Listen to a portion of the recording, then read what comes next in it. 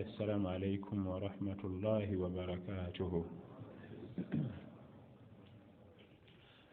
لله ملك السماوات والأرض يخلق ما يشاء يهب لمن يشاء إناثا ويهب لمن يشاء الذكور أو يزوجهم ذكرانا وإناثا ويجعل من يشاء عقيما إنه عليم قدير.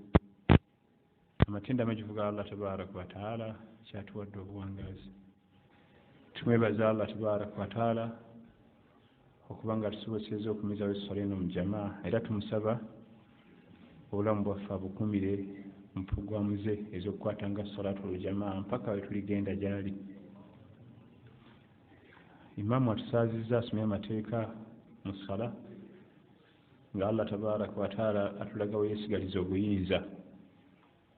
Naye eyo aya gyatusomedde atakkolize buli famire, walla tulaga nti tumenyeka nnyo na nsi eno. Atugende nti Allah tabaraka wa taala lillahi mulku samawati wal ard, obufuzi bwonna bubwe obw'ensi n'eggulu. Amakulu buli ekiri omwe yakifuga.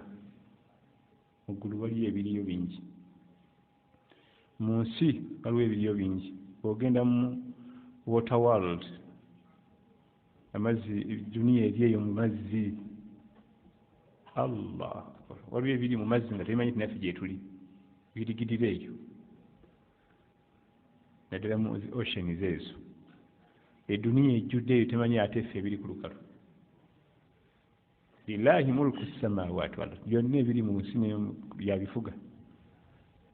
Lwaki aleese ekyo?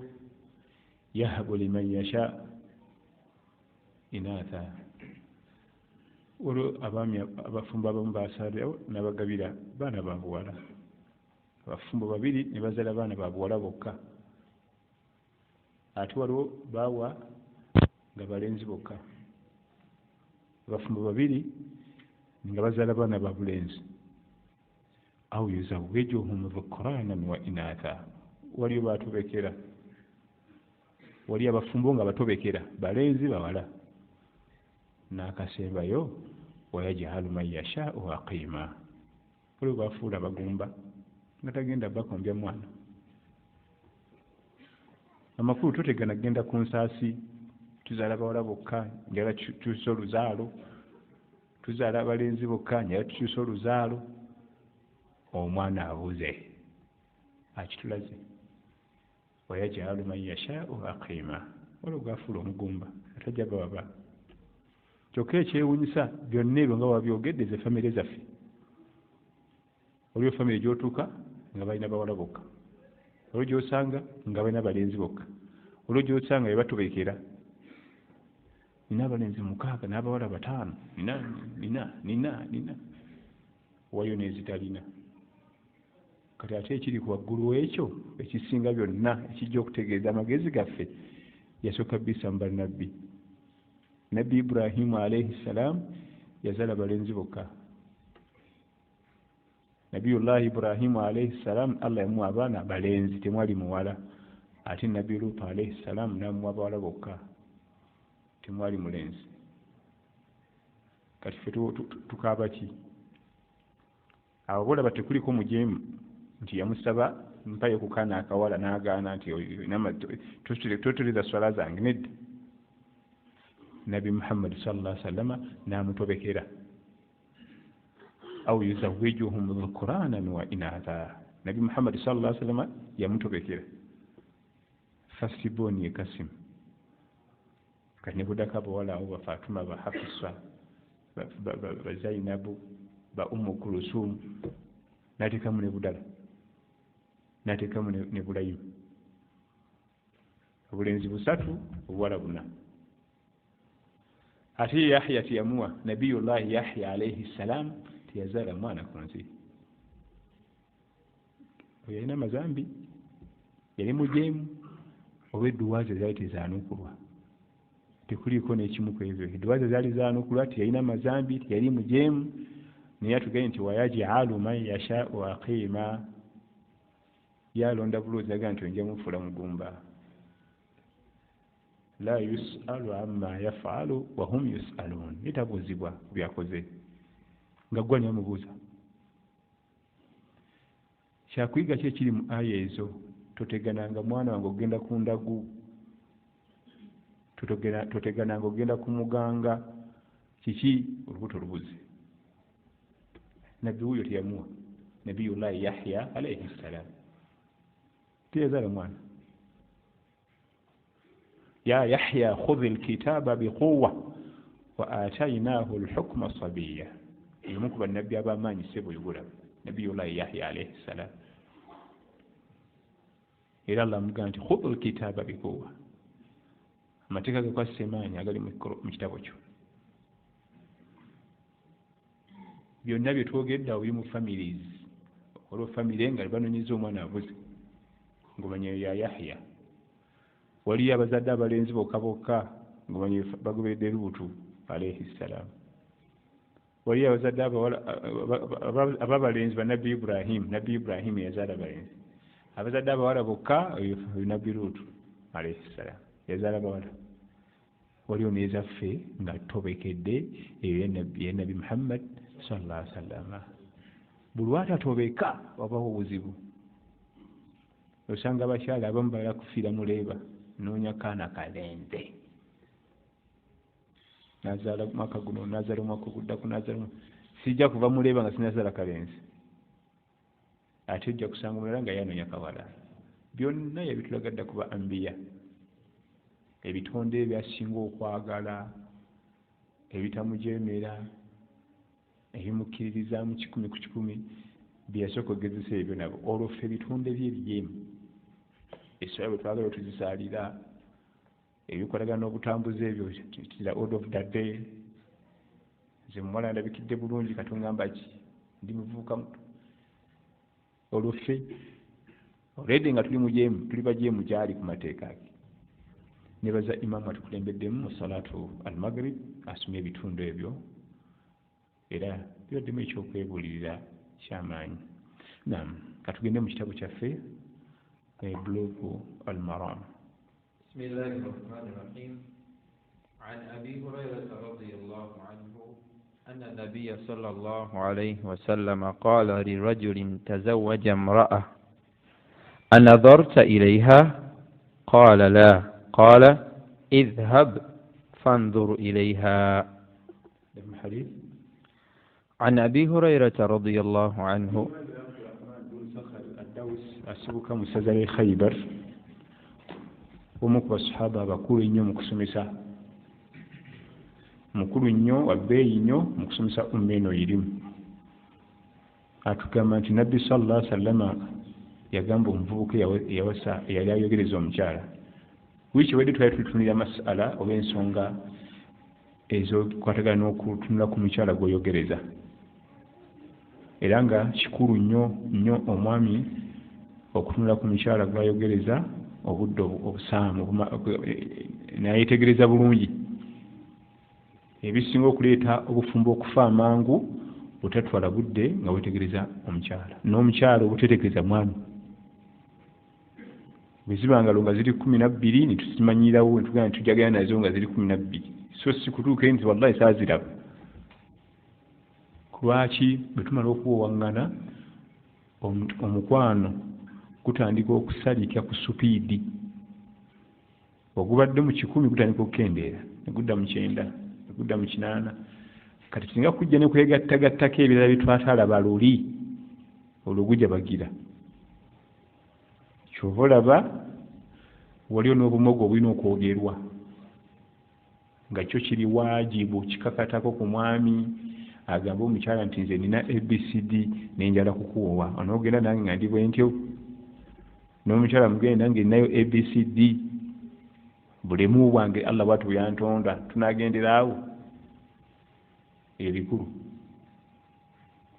waliyo ebiri waajibu nga bijja tiisa bijja kuleeta obuzibu kati ngaomuntu al-khuntha omuntu nga yakula ne parts 2 bamuta al-khuntha omuganda amuta nina kyensungwe abeera mwami ate abeera mukyala naye kubaako paati emu eri active kati paati eri active eyo gyawasiza oba gyafumbirirwa ezo zirina okwogera si kutuuka eyo mu kisaawe nga opponent obuuza ttiimu gye twasambye nayo kyakika kye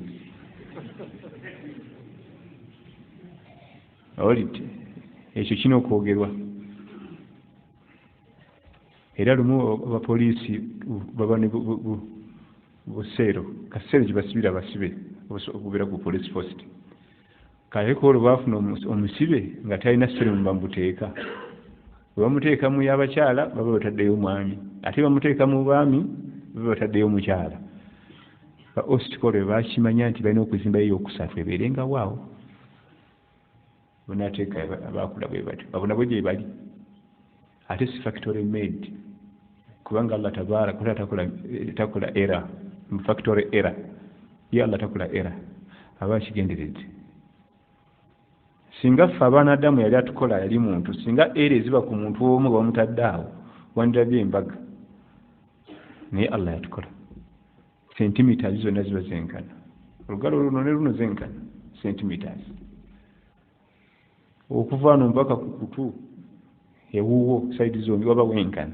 Abakubanga binadamu yali apima buliko bungi yandibadde abusuula oluusi n'ofuluma nga kano kagize eno ate kayiseemu nnyo ate. Fatabaarakallahu ahsanul khaliqin.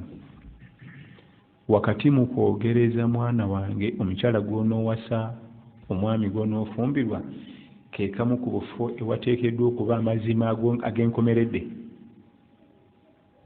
Ke kamu ku bufo ewateekeddwa okuba amazima ag'enkomeredde, kubanga kyogenda okulimba awo next week tekigenda okutta obufumbo nga tukizudde nti si bwe kyali. Totyanga kukyogera tinyabo nzala kukutwala, naye nina enkovu mu mugongo eva waggulu mpaka wansi sengenge yansala, naye lwakuba yazimba nnene bweti. Waliwo ebintu ebirina okwogerwa, munno gw'oyogereza oba munna akwogereza, kubanga ebintu biri mu bifo nga tusobola kulabawo era nga tokkizwa nakutunulawo. Niye akugambirewo omanye nti omuntu wange gwentwala nti sengenge yamukwagula omugongo gwonna ne mugendamu enkovu nnene, bonna oba ogirabye oleme kwekanga nakugamba nti nze wallahi emazeeko emirembe sijja kusobola endabikidde bubi. Nekikugamba balina ensimbu, Allah tukingiriza ebirwadde ebyarabbi, ekyo zirina okwogerwa. Ti mugw'omukaaga kubanga bamanyi period mugw'omukaaga nga guggwako ensimbu zitera okunkuba, naye abamu basirika kati abali ne munnaawo n'asinzituka n'agwa eri n'akankana n'abimba ejjovu. Bwakubira biwabye nti nedda totya ate bifuna mugw'omukaaga tebakugamba kati funa akatungulu kakunye oteeke ku nnyindo ye. Ebyo bina okwogererwawo lumu n'ebirwadde ebitawo n'ebibisiko seero simanyi biki simanyi. Allah tabaaraka tusaasire ya Rabbi. Okwogereza mu kaseera nga omukyala omwogereza mulaba bamunagguka mukanye mugende ku bufumbo, owalina kubanga ewali amazima gasembayo ag'enkomeredde, tolimba mu kantu konna. Lwaki ate walina okuba amazima? Omukwano guba gukyali waggulu 100 era byonna by'omugamba nti nze njagala ggwe ate enkovu njagaza ki nzibu bye njagala basi. Naye obwana bange mukaaga ti ate wali buzibu njagala ggwe ate njagala baana bo. Okusinga okugwa kweka ne mutuuka eyo nti ate bano nti nabo nze mbazaala ninayo bakyala bange babiri onojja ne tugenda nze nfumbirwa ggwe si bakyala bo.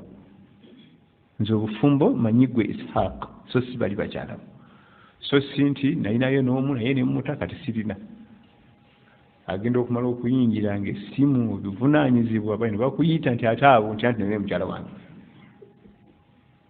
Amazima gateekeddwa kuba wano mu kaseera nga twogerezeganya. Naye Nabbi sallallahu alaihi wasallam yagamba sahaba omu eyayagala okuwa omukyala namugaa hal nadarta ilaiha, ogenze n'omutunulako n'omwetegereza? Sahaba namugaa nti nedda. Nabbi namugaa sallallahu alaihi wasallam ddayo omwetegereze, ddayo omutunuulire omwetegereze. Amakulu bwe tuba twogereza omukyala oteekeddwa okuba nga ofunira ddala time emutunulako n'omwetegereza. Divorce ezikyasinza okugwawo nga ziri mu kaperiodi kali short nnyo bakabawowa ne babawula butetegereza. Twalinako keesi emu omuvuka aga nti omuwala bali mu mpaka za Quran. Ye bwe yajja asanga omuwala atudde katebe ng'asoma Quran. Bulungi nnyo nagawe gwe ntwala. Okutuuka ewaka mu nnaku 2 ng'omuvuka alala kwesula mu mmotoka omutomere. Nga lwaki? Nga talina mirembe. Aga omukyala bwe muta mbambi mulyazaamanyizza. Talina buzibu. Muvuka alinamu ku ddiini. Naye nange mutunako sifuna mirembe. Kati tumbuza kiki obuzibu busanzeewa? N'atugamba ekigambo ekyatwewuunyisa bambi. Kyo omukyala bajjamu engoye n'atunula eri mu nnyumba mubamu abasajja 2. Kasajjamu engoye n'atunula eri tubamu abasajja abo. Ekyo kimpadde mirembe n'akatono. Nze namulaba atudde yali mu hijab asoma Quran. Nenga nti eyo Quran eyo yentwala nze. Quran eyo talina buzibu. Naye nkenyini akwata ensobi. Kati badde oteesa otya? Siina mirembe naye talina buzibu, talina musango, talina kyankoze. Naye wallahi siina mirembe imaamu. Ekawungeezi mpulira obuzibu nga nzireka. Era twamaliriza ekintu kigaanye. Twagezaageza bombi nga baddiini, muwala wa ddiini, mwami wa ddiini. Nitugezaagezako ne tusindiika nedda wallahi kya Allah agumiikiriza. Naye nga byagumiikiriza biziddawo musajja wattu. Then twalaba nti omwami ayogereza omukyala tamutunulako kiwanvu. Kumwambaza bukete, kumwambaza buleginja. Beauty y'omukyala yonna esibuka mu bintu 3. Ebigere bye bw'oba bifunye mu kuseno byetegereza n'ebibatu bye ne face. Eyo 3 bw'olaba ng'obisiimye byonna ku mukyala. Nze ng'onkubira essimu nga nteekamu akakanzu kange. Nze njoba bw'oba inshallah. Ebyo 3 tebitera kuvaayo. Oluusi face ebeeteredde n'engalo ate ebigere ne bikola ki? Ne bikyankalana. Wasigadde tewali nnyo beauty y'amaanyi eri awo. Ebyo 3. Damu hadith. عن أبي هريرة رضي الله عنه أن النبي صلى الله عليه وسلم قال لرجل تزوج امرأة أنظرت إليها؟ قال لا. قال اذهب فانظر إليها. وعن ابن عمر رضي الله عنهما قال قال رسول الله صلى الله عليه وسلم لا يخطب بعضكم على خطبة أخيه حتى يترك الخاطب قبله أو يأذن له الخاطب. عبد الله بن عمر متبني وعمر بن الخطاب رضي الله عنه قبون بلدي بصحبة ومانا نتاتا بصحبة النبي صلى الله عليه وسلم بسوك مسيح مكة. النبي atuigiza hadithi ya nabi etugana sallallahu alaihi wasallam okumanya nti munna yogereza omukyala bw'ati ati nawe nojja. Kiri haram okumanya nti munna yogereza omukyala nawe nojja n'omwogereza. Okujjako nga temugenderedde oba nga musinkanye nga temumanyi. Naye bw'okimanya nti omukyala gundi omuvubuka bw'ati omwami bw'ati ateekateeka omuwoowa tokkirizibwa. Ab'effujjo bajja ne bagamba nti katufuganye tulage anaasinga ssente y'anaatwala. Kiri haram. Tokkiriza kwogereza era buli azaamaanya bunene nnyo okubanga munnaadde ayogereza omukyala ate nawe nojja. Ebiseera ebisinga lwaki nabbi akiganye ebiseera ebisinga omukyala atabulwa ati kwonna ngende nani.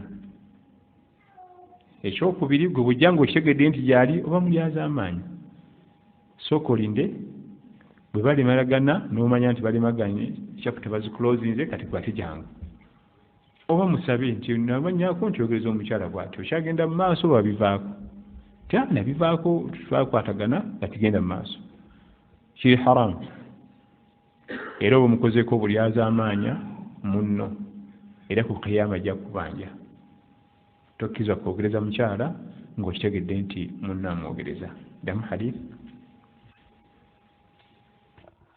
وعن ابن عمر رضي الله عنهما قال قال رسول الله صلى الله عليه وسلم لا يخطب بعضكم على خطبة أخيه حتى يترك الخاطب قبله أو يأذن له الخاطب. الخاطب فكولينغا بفدكو يكسوسي أو يأذن له ونقوى إذن سيدي بروغرام نجيكالاو يجينا بماسو نوكوغيريس. نعم. وعن سهل بن سعد الساعدي رضي الله عنهما قال جاءت امرأة إلى رسول الله صلى الله عليه وسلم فقالت يا رسول الله جئت أهب لك نفسي فنظر إليها رسول الله صلى الله عليه وسلم فصعد النظر فيها وصوبه ثم طأطأ رسول الله صلى الله عليه وسلم رأسه فلما رأت امرأة أنه لم يقض فيها شيئا جلست فقام رجل من أصحابه فقال يا رسول الله إن لم يكن لك بها حاجة فزوجنيها. قال فهل عندك من شيء؟ فقال لا والله يا رسول الله. فقال اذهب إلى أهلك فانظر هل تجد شيئا؟ فذهب ثم رجع فقال لا والله ما وجدت شيئا. فقال رسول الله صلى الله عليه وسلم انظر ولو خاتما من حديد.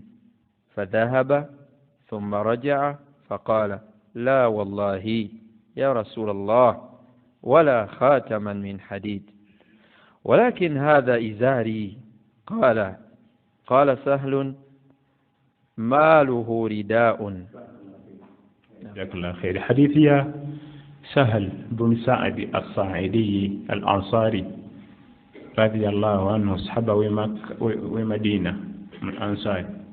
حديث ينفعه ereri mwebyo kuyiga bingi mfoforo era gye tujja okumaliza nayo leero tujja kwongerako hadithi ndala. Sahal sahaba ono atunyumiza lumu bali batudde mu dalasa nga bwe tudde wano nga nabbi Muhammad sallallahu alaihi wasallam abayigiriza eddiini ne wajja omukyala n'ayimirira nga wali namugamba nti ya rasulallah inni ahabu nafsi ilaik, owange omubaka wa Allah nze njagala ompoowe. Omukyala azze mu lujjudde tayise ebbali takutumye muntu ali mu lujjudde n'aweereza ekigambo ekyo wa nabbi sallallahu alaihi wasallam ya rasulallah njagala ompoowe. Nabbi n'amuteekako amaaso akabanga n'amutambuzaako amaaso ne gambuka ne gakka. Bwe yamaliriza n'agenda mu maaso n'eddalasa teyamunyega sallallahu alaihi wasallam. Omukyala n'atuula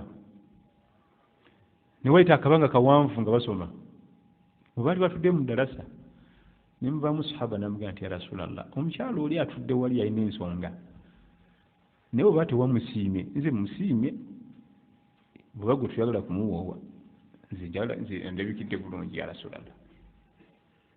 Kwe kumubuuza nti olinawo amahale gogenda omuwa? Kyasirina kati sokoddeyo eka olabe kooleeta ffe bwe tuliwa ojimba bwoowe. Sahaba n'agenda ewaka n'adda namugamba sina kyenfunye namugamba kale ddayo nonya akaweta ofunayo akaweta k'ekyuma koonomuwanga amahale.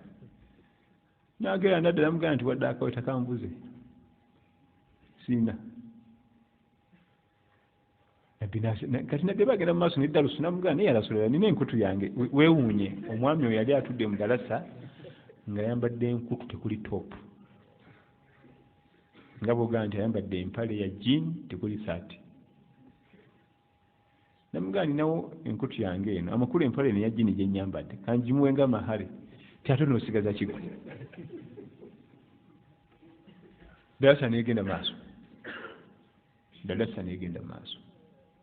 kati omwami ono n'ayimuka agende oyisa akabanga.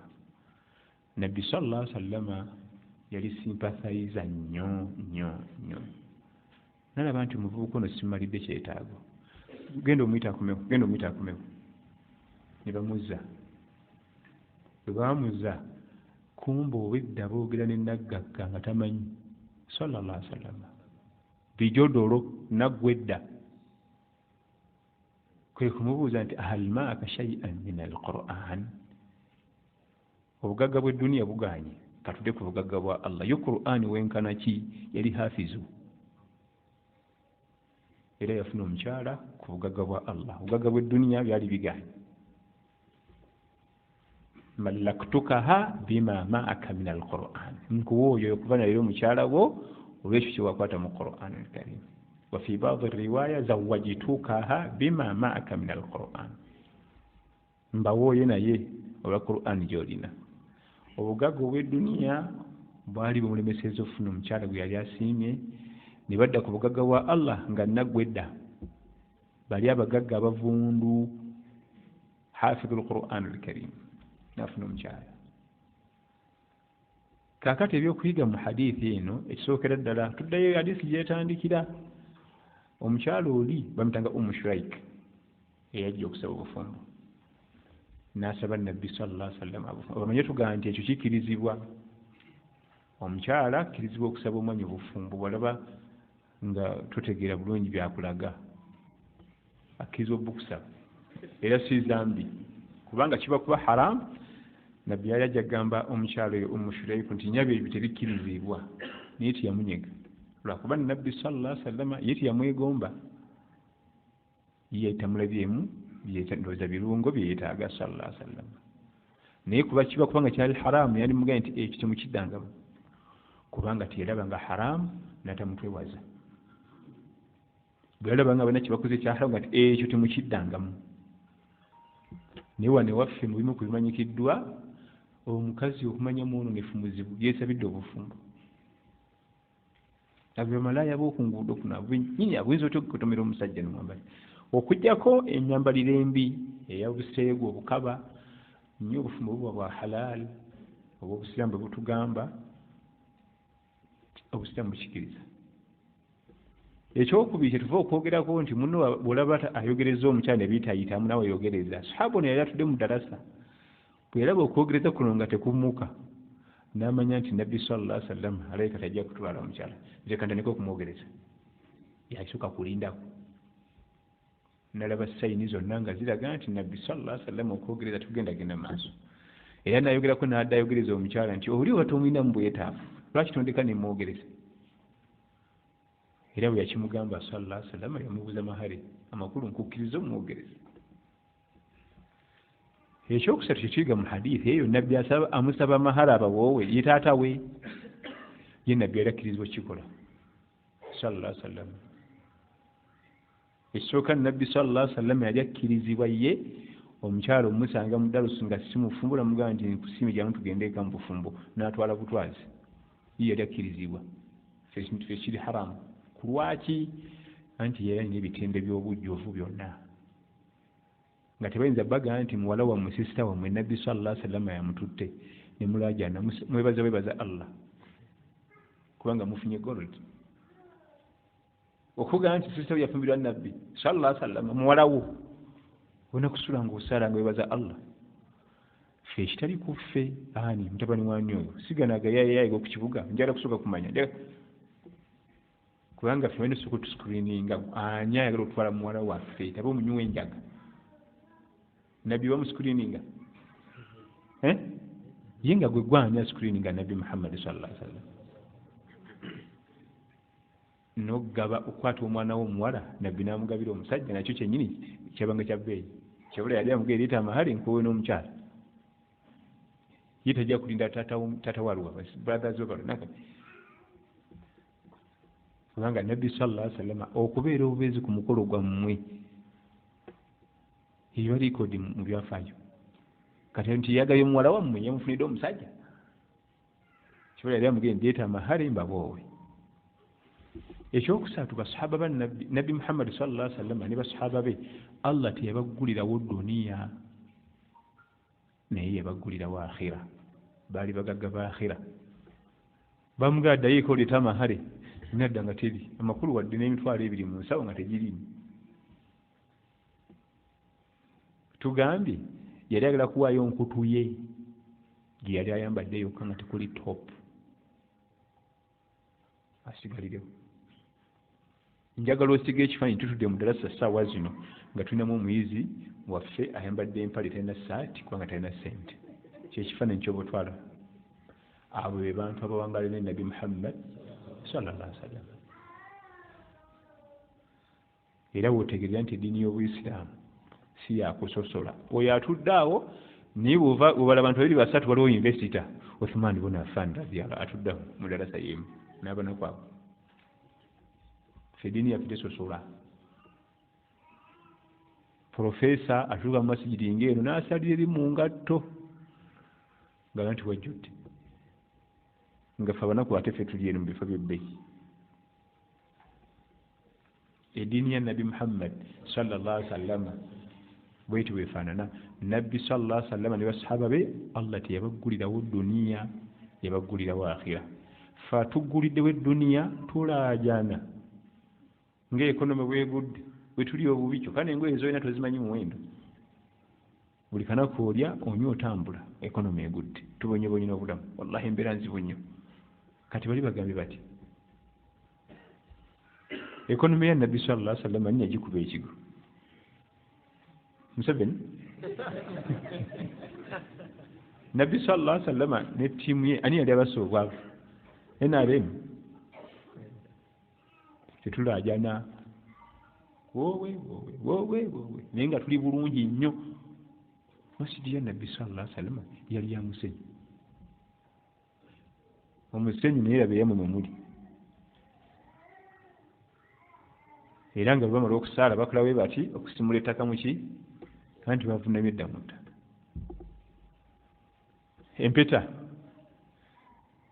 Empeta kyambalo kya Busiraamu kyakwewunda mu ddiini yaffe ey'Obuyisiraamu ekikozesebwa abaami n'abakyala kubanga mu hadithi eno yamugamba nti iltamis walau khatama min hadid, noonyayo akantu konowa omukyala ng'amahari ne bwe kaba kaweta ak'ekyuma. Amakulu empeta ekkirizibwa okwambalibwa abaami n'abakyala. Kyekyokwewunda kyokka mu duniya muno ekigatta abaami n'abakyala. Ebisigadde ebyokwewunda by'abakyala tubyambalanga. Essaawa si kyakwewunda. Essaawa erina mirimu kulabirako obudde. Wadde ate oluusi ejja neekola byombi okulabirako obudde n'ekyokwewunda. Naye mu byokwewunda ng'omulimu gwabyo byakwewunda mpeta gye tugatta abaami n'abakyala. Era ne Nabi Muhammad sallallahu alaihi wasallam yalina empeta ku lugalo lwe luno oluliraanye ennasi ku mukono gwe ogwa ddyo.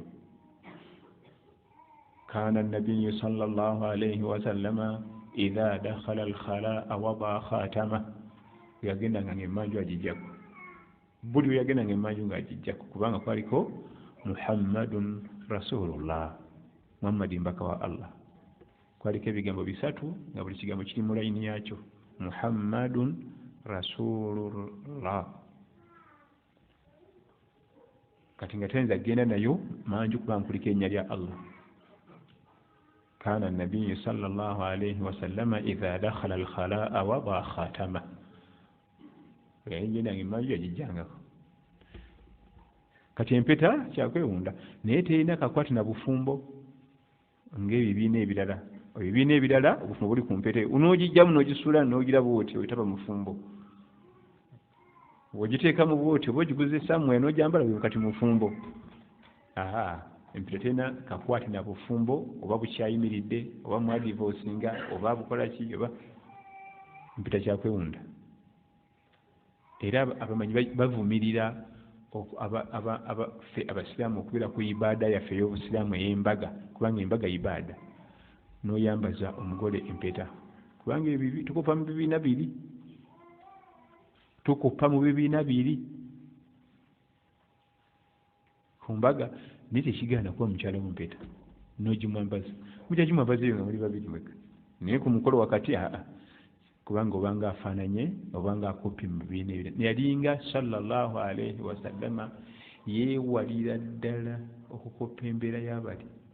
Kyobola tokkirizibwa na kusaala ng'ozibiriza kubanga waliwo ekibiina ekisanza bwe kiti nga bazibiriza buzibiriza gwe tunula kitamwa okusala ng'ozibiriza osaba ozibiriza tunula kubanga obanga yefaananyiriza ebibiina ebirala bali baveeko balina enkola yaabwe lakum diinukum waliya diini ediini yammwe endala neyange endala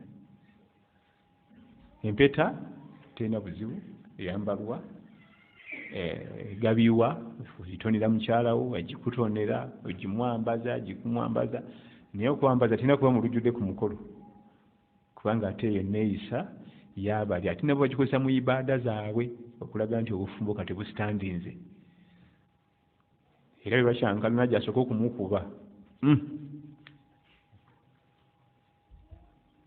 nyamba togijama nyamba tusaza mu bufumbo kasita alabange tandisa okwenyenya bwe tinyamba namukwangubuukira nyamba obufumbo tebuli kawetaka ffe waffe mu ddiini yaffe y'obuisiraamu empeeta kyakwewunda tekirina kakwati na bufumbo ekyokuyiga ekiwulira mu hadithi obusiraamu bwatukkiriza okugaba amahale aga Qur'an al-Karim naye kuliko obukwakkulizo abantu baffe balowooza nti ogaba amahale ga Qur'an okwata kitabo n'okitwalira omugole n'okimusimba amahale ga Qur'an mugawulidde amahale ga Qur'an omugole omwami okugaba amahale ga Qur'an alina kuba hafizu era nga nago kugisomesa oli naye ffe agaba yennyini talina kyamanyi mu Qur'an talina naye interest wadde n'olunaku n'olumu ng'akwata ekitabo ng'akikwasa omwana ow'obuwala bwe batuuka mu nnyumba yaabwe nga bakiwanika wali nekijjula enfuufu amahale ga Qur'an gakkirizibwa naye hafizu yagagaba ateekeddwa okuba nga kale ekitono ennyaweza ejuzo 10 mu mutwe yakkirizibwa okugaba amahale ga Qur'an kwezi 10 osomeseeko omukyala wo 5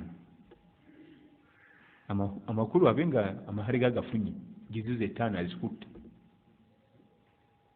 naye okugamba nti okujjako amahale gasobola okujja nga mu mahale mulimu Qur'an ekitabo okugamba nti nomuwadde mu motoka nemuwerako n'ekitabo kya Allah Qur'an awo kikkirizibwa naye Qur'an waliwo abamu nti asomeremu Qur'an awo ge mahale nedda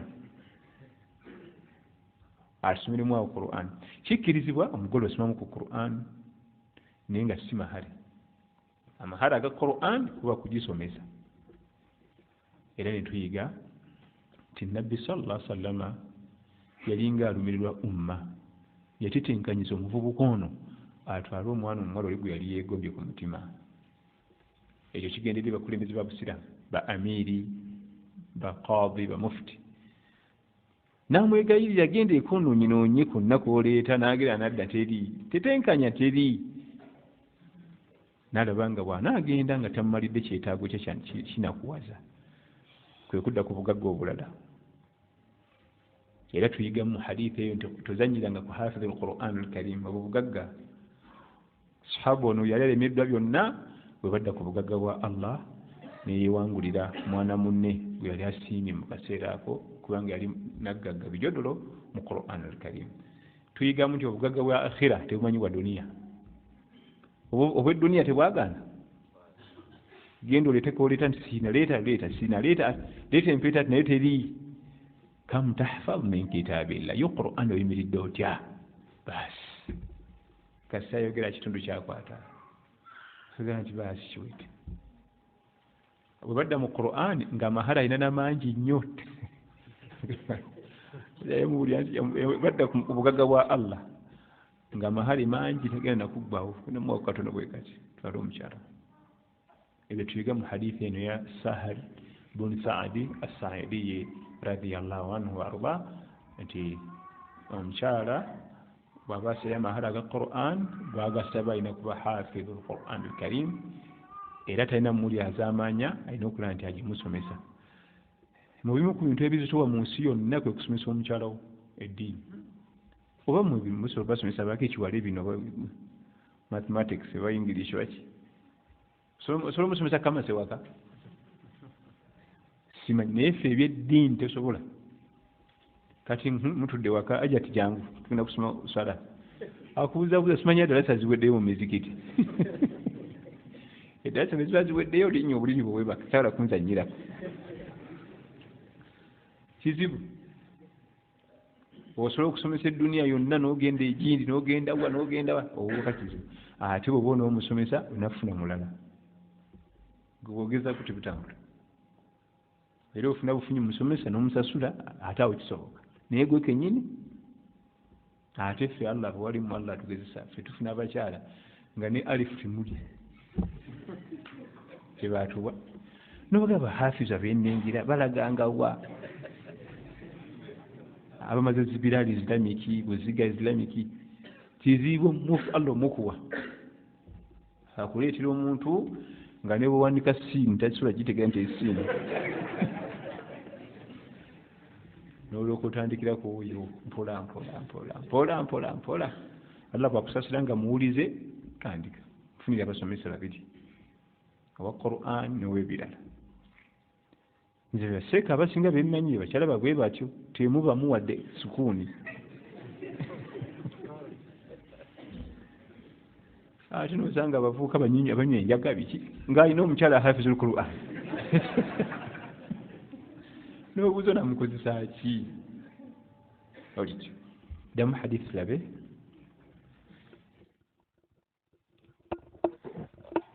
وعن سهل بن سعد الساعدي رضي الله عنهما قال صحابة سهل بن سعد الساعدي الأنصاري من المدينة mutwali tugenda mu ttawulo Badiri mutwali tugenda mu ttawulo Uhud bamuzaayeka mutwali tugenda Uhud yali mubato below age kubanga twalaba nti nabbi sallallahu alaihi wasallama ejjibe lyambalanga okusimba layini yasukanga n'alirambula naye ng'ekimulambuza ejje mwabangamu below age kati gwe muvubuka olagawa dayeeka myaka 8-9 bonna basimbye layini naye tetugenda kuliisa bijanyalo mpiso tugenda kufa mwabangamu below age ate mwabamu ne above muzeeyi kiki naye ngenda ne nabbi sallallahu alaihi wasallam kya dayeeka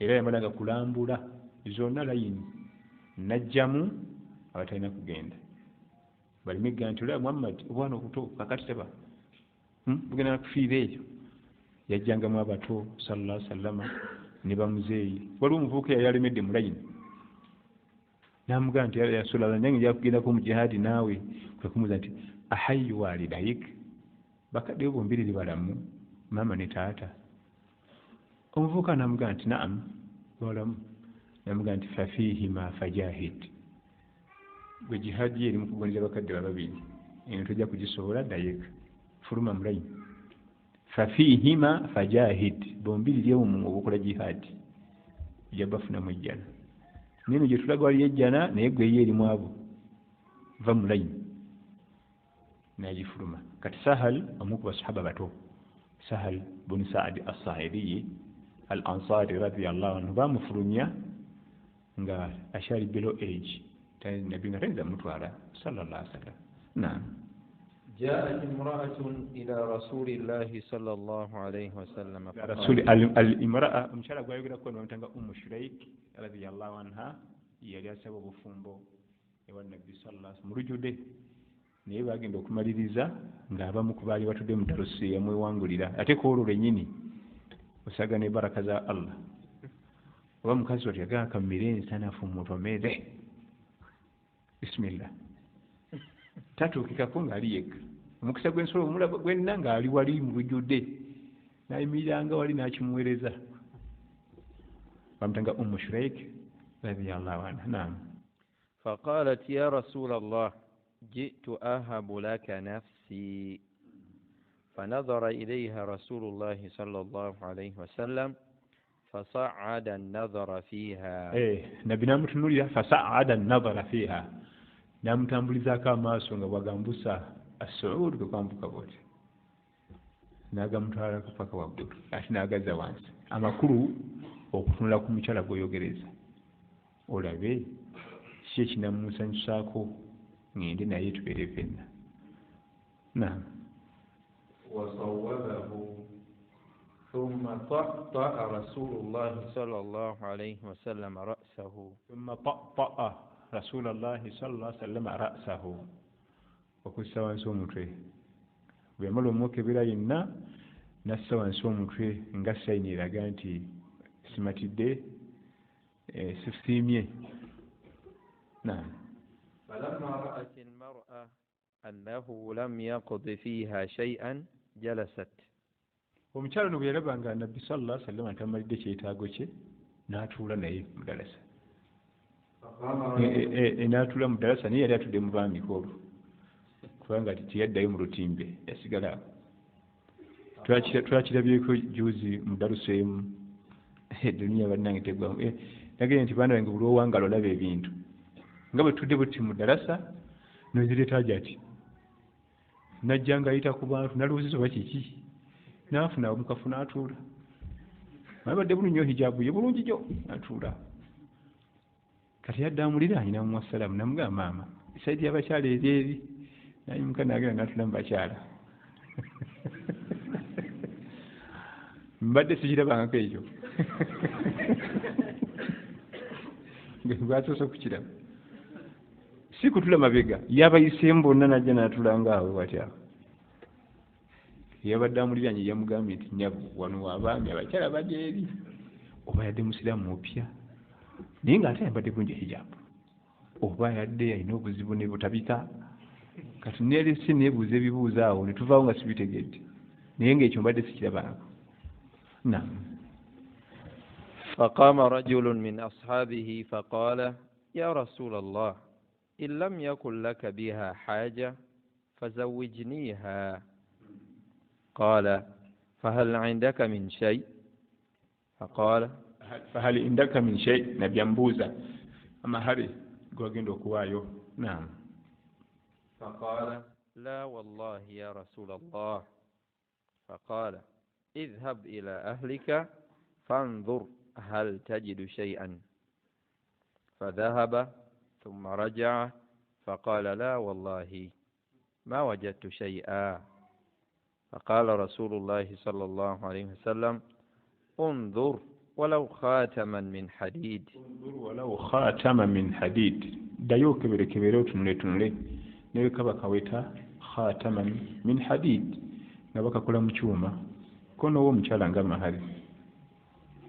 فذهب ثم رجع فقال لا والله يا رسول الله ولا خاتما من حديد ولكن هذا إزاري. قال سهل ماله رداء فلها نصفه. فقال رسول الله صلى الله عليه وسلم ما تصنع بإزارك إن لبسته لم يكن عليها منه شيء وإن لبسته لم يكن عليك شيء. فجلس الرجل وحتى إذا طال مجلسه قام فرآه رسول الله صلى الله عليه وسلم موليا فأمر به فدعي له. فلما جاء قال ماذا معك من القرآن؟ قال معي سورة كذا وسورة كذا. عددها فقال تقرأهن عن ظهر قلبك؟ قال نعم. قال اذهب فقد ملكتكها بما معك من القرآن. بارك الله فيكم وجزاكم الله خير. tujja kutandikira awo ekyejja biidhinihi tabaraka wataala abudde obusigadde bwa bibuuzo bitonotono. Naam. Assalamu alaikum warahmatullahi wabarakatuh. Me and my father, we don't talk due to reasons unknown. Me and my father, we don't talk due to reasons unknown by me. Now I won't enter paradise. But me, I have tried, though he keeps kicking me away. The only job you have to do is to apologize to your father. That's the only job. Apologize.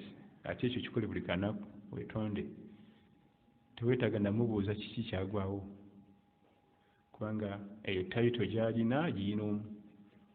Tayitozi bbiri tezikyuka, taata ne maama tebakyuka bo, kubanga omukyala osobola okufuna omulala enkya, omwami asobola okufumbira omulala, omwana bazaala omulala, si bwe kiri? Ate abo bo enkya osobola okufunayo taata omulala, oba musiraamu oba si musiraamu, oba lujuuju oba si lujuuju, gwogugwo Allah atugamba nti wasaahibuhuma fi dduniya maarufa.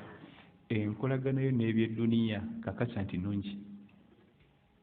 Enkolagana eyiyo n'ekitaawo ne maamawo mu byedduniya erina kuba 100%. Obuzibu buli ku ibaada. Singa tugende kuba kunaaza ebisiraani ndaba tofuna ssente, ayo wali obuzibu. Bano balina amaduuka bafunye ssente, lwaki tofuna ssente? Jangu kutwala ewali omusawo wano akunaaze, awaga nti okkiriza. N'ebino eby'edduniya jangu ntwale mu ddwaliro bantwere ku sukaali, ngulire olugoye, ngulire ekkanzu, eyo erina kubanga maarufa 100%. Wasaahibuhuma fi dduniya, obulamu bwabwe bw'edduniya butereereza bw'abakadde bo nga totunulidde asoma ddiini ki. Obuzibu buli bwa ibaada. Tetwogera yanyiiga nasimanyi kye nakola, wegenda weetonde, newaba yakusobya gwe weetonde, kubanga ye yali ensonga Allah yayisiramu yegwe okujja wano ofuuka ow'ekitalo. Naam. Nina omuwala gwenjogereza musiraamu naye akyali munafu mu ddiini naddala ku hijab, naye nga so far the time gye mwogereza she is showing improvement and change. Imaamu ngende naye mu maaso? Bye yatugamba okutunulira nga tuwasa twabiraba emabega. Fadfaru bidhaati ddiin taribat yadak. Essira lisimbye kuwa eddiini. Eddiini kikulu. Asobola okuba nga waliwo improvement mu ebyo, naye kikulu ennyo ddiini. Improvement eyinza okuba nga weeri lwa mukwano, nga manyi bw'atayambala hijabu ojja mumulekawo, ekyo kyabulabe. Era batulina mukyala, era togezanga n'omuteekako hijabu kifuba olw'okuba gwe obyagala, aba tayambadde. Era omukyala okwambala hijabu yenna neyebuutikira nga teva ku ntobo ya mutima gwe, aba tayambadde. Alhijab hijabu nafs kama qala as-salaf as-salihin. Omukyala ayambadde hijabu esoka ku mutima nga tagitamwamu wadde naako. So si bino biraba bino bakuba omusajja gwe nafumbirwa abyagala ninange sibyetaaga, kayambala atonye yenna n'amaaso agabiika, aba tayambadde. Aba tayambadde. Ateekeddwa kusooka kwambaza mu mutima gwe nga gulyokke n'engoye ezo, n'alyoka ateekako zino ez'okungulu. Abo bangi nnyo. Musajja mugagga bw'anansuulawo kati tafunika, abasajja tebafunika jama, kanyambala ebyo ebigoye byayagala ebyo ebiwanvu ebinene. Omugamba gatategana kubanga bimumenyera bwere, alina kusooka kwambaza mutima. Alhijab hijabu nafs laisa hijabu malabis. Kibata hijabu mu mutima gwe gusooka okwambala n'omubiri ne gwambala, so si eno kungulu byambalo. Lwaki abamanyi batugamba nti hijabu nafs, omwoyo gwe gulina okusooka okwambala ebyambalo nebiddako. Waliwo omukyala abira mu hijabu ng'akimanyi nti fe abambala bino tetukola ABCD, egyo bata hijabu nafs. N'olwolaba ku Facebook ng'ayambadde hijabu yaffe naye nga byakoleramu, ali mu kukakanya basiramu banne, akakanya ono akakanya oli, tanula ntalo kayatatenesa okuwemuka mb'osimanya afuse ssenga. Omukyala wa hijabu abeera ssenga ebyo bwatyo, akuluwa gamba bwegati. Olwo olugoye gye bata hijabu eba ebiraddala ku ntobo ya mwoyo gwe muli eri munda, nti kati olugoye luno lwennya ekyambalo kino tebalabikira mu oba abamu bajja ne bagyekwekamu ne bakuliramu ebikolobero ne baddayo. Kubanga oli asobola ojjambala neyetunizaamu essimu ye neyekwata n'akuvuma byavumye n'ateekayo. ate kati waliwo nikaabu n'omutegeera asaako nikaabu n'ataataganya eduniya bwaba n'abijjako n'atambulawo era mumusangawo ne mumuyita nako nga temumanyi nti yabadde kusimyowa. Hijaabu etandikira mu mwoyo munda. Tetukugaana kgenda mu maaso n'oyo mukyala, nsobola ogenda naye mu maaso obanga gw'oli musomi ng'omusingako obunywevu mu ddiini nga naye akakasa ajja kyusa lwa Allah so si ggwe, osobola ogenda mu maaso. Naam. Imam, nina omukyala gwenjogereza gwenjagala okuwasa naye maama yamuŋŋaana, nkoze ntya?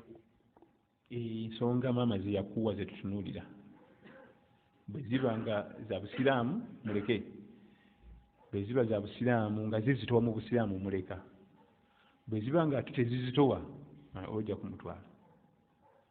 Ez'obusiraamu ze ziruwa mukyala oyo omwana omuwala gweyagala okuwa si musanze, mugayaavu mu ssala, mugayaavu mu ddiini. Ezo nsonga nnene ffe tulaba ng'ez'okusaala, kubanga lwofuna omukyala limu ku ddiini ate ofuna ku mirembe, ate okukola obutambuze, ate okukola obutambuze jamaa. Kati ate mama kyakugaa kyekituufu ti omwana omuwala muveeko munafu mu ddiini. Eddiini gy'olaba ewa levo egaba levo, kubanga omuvubuka omutwe yandyetaaza okukola ebintu bingi naye agaa nti ate nze ddiriisa. Badiriisa tebakola ebyo. Nze Amina atalina ddiini aba talina limiti. Bwakwata wano agenda mpaka gy'ayagala, bwakwata wano buli wali amasanyu ayingirawo, kubanga ye talina kimukomeka. Kyova olaba omuvubuka omuto yenna ate yalina okuba omujjumbize ennyo ku ddiini emulaga boundaries. Omuvubuka omutwe alina okuba omujjumbize ennyo kubanga akyetagirira amasanyu bingi. Bwe waba nga talina ddiini aba talina boundaries, oba halal oba haramu. Ebinywebwa ebibatadde ku mmeeza oba ya halaali oba haramu, ye talina buli cupa agikwata, buli nyama agikwata. So bwateeka ennyo essira ku ddiini emulaga nti awo toyingira, awo tetusukkawo, ate ekyo nga kyekyebbeeyi. Naye ayinza okuba nga maama waggaana okuwasa omukyala gw'oyagala ng'ensonga za duniya ezitalina makulu nkati nga kabira, ekyo kiri haramu. Ogaa nti ffe abakabira gundi tetuwasa mu kabira gundi ya wansi, nedda. Egyo gye gimu ku mirimu egyaleeta Nabbi sallallahu alaihi wasallama okuggyawo kabaliya. Kabaliya ebyokusosola mu zikabira kiri haramu. Era kyobola ye Nabbi sallallahu alaihi wasallama bwe yatulanga ku lusaniya nga balya, kumbi nga buli kabira agirina ne weyiti zonna. Atudde ku lusaniya kuliko omuddo biraali ate mufirika, ate wano waliwo Osumaani Bonafaani oyo clan leader, ate investor. Eyo saniya egi balya mu ssowaani emu n'omuddu n'enaggaga, kulaga nti eri kusosola. Ono omusajja si Muwarabu, ono biraali bunda bava ino mu Ethiopia, omusajja mufirika si Muwarabu. Tewali buzibu, twenkana tulaba. Kusosola kabira simanyi buyigirize, bano balina ssente, bano tebalina ssente, ezo si nsonga. Omuvubuka waffe alina diguli 3, muwala wa P7, tewali buzibu. Ate ekyewuunyisa mu mukwano temugenda mu bwongo, omukwano mutima. Era bwe bakimanya bannasayansi ne bakubirawo ddala akafaananyi k'omutima.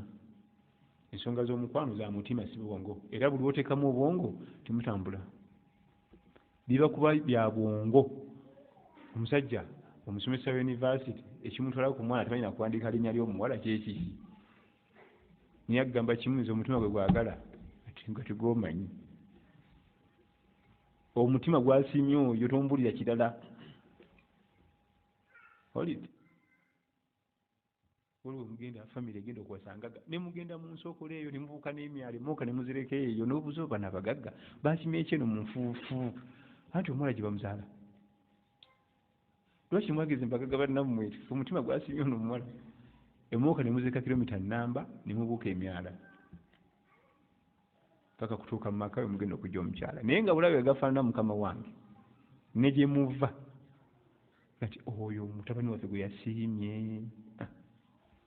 ffe tukola ki naye nga bw'oteeka mu magezi mwandigenzeeyo teri nnyumba za bikomera zinyirira ng'eya kitaawe si magezi guli giba mutima era ewaka kasita temukwatagana mu mutima ne munno temutambula mutima kasita akuba mu mutima nga nawe muli mu mutima oba sente zirabise oba zibuze mujja kutambula inshallah taala mutima kiki nti nze Musa Kabega wange mwagala sina kirala oba sente zibuze oba zirabye ebirala zibinkwatako inshallah tusaasira naam Imam kikirizibwa omusajja okumpoowa n'ensigala ewaffe paka lwanaazimba nangulira n'emmotoka kuba saagala mizigo ate ne takisi zimpunyira ziizi kikirizibwa? Bwemba mukanyiza tewali buzibu bwemba mukiteesezaako nga tekibanyiga mwenna imwe babiri ne famire tekina buzibu era kikkirizibwa naye lwakuba ogamba nti paka wanaazimba ekyo kikalubamu kujjako nga ali mu kuzimba sente weziri nezino ezaffe ez'okunoonyeza mu kiwatu ng'amazina ennyumba ogizimba emyaka 25 ozimba kuzimba ennyumba egi kati olwali muligenda ddi kujjako nga sente weziri ennyumba etambula mugirabako naye eba ng'eyaffe kizibu namu ekisembayo sebo amahale ga Kulaani bagazzaayo batya singa aba neeyambuludde? tubaliwinga yakusomeza ejjuzu mmeka anti nga bwe tulabye nti kizibu omusomesa gwe kennyini omusomesa oli yajjanga twamusasulanga ssente mmeka ekikolera emyaka 4 buli mwezi twamuwanga bweziti ze ssente bweziti kubanga ekiyitibwa amahale kiteekeddwa okuba nga kirina valiyu ekintu kyonna obusiraamu kye bukkiriza okubeera nti ge mahale g'omukyala kiteekeddwa okuba nga kirina valiyu tiyamuwadde ettaka nti libalirwamu $5,000,000 yamuwadde moroka ebalirwamu $40,000,000 kiteekeddwa okuba nga tusobola okufuna bavaliyuwa ne batuulira ebbeeyi eri awo ekitasobola kukola ekyo tegaba mahale ekitasobola kukola ekyo tegasobola kuba mahale mu ddiini yaffe ey'obusiraamu era kisobola oli okugamba nti nsomeramu yasiini awo ge mahale kati yasiini wena givaliwenga sente meka ye ng'otandika otya biri ebigambo bya Allah tabaraka wa taala valiyu wakyayinza otubulira yasiini ezitibwa sente meka omujjawo eteekeddwa okuba nga amahale gakola valiyu kati singa bitabuka nti mukyala ayagala kweyambulula essente zetwasasula ng'omusomesa yakuyigiriza Qur'an wabanga omwami yennyini yafuna omukisa namwesomeseza ye kennyini tumanya nti omusomesa Qur'an ebbanga bweti asomeseza bwezi ne bwezi era kati kimanyikiddwa nti omwana gy'omutwala ku tahfiidhi asasula ssente bwezi ettaamu emu ya $1,500,000 $8,000 ettaamu eki kukwata Qur'an yokka ate bannanga abavubuka bantu bajja imaamu Qur'an batusomesa baseera nnyo ebyogulabye ebya layisi Qur'an ya layisi baseera nnyo n'ekyebakuwa kya bbeeyi ate mwe mutugamba nti education eri expensive bwe bituuka ku Qur'an era tebaseera kati try ignorance olabe barakallahu fikum wa jazakumullahu khair wassalamu alaikum wa rahmatullahi wa barakatuh